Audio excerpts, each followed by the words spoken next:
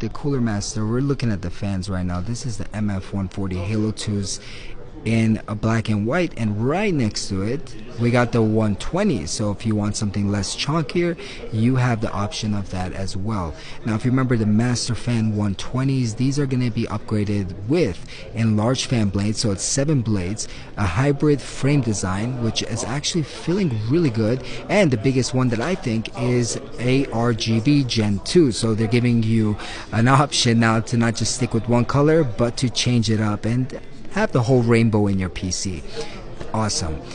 Next up, CPU cooler, the Hybrid 212. This is the Halo series, and it's actually a redesign, more of an upscale aluminum top cover design, and yeah, it's also upgraded installation brackets too, and I think it just looks really good in white. You get 2 cables that are coming out of it, one PWM and one ARGB, and it's also ARGB detection, so it detects ARGB on here and just works seamlessly with your PC.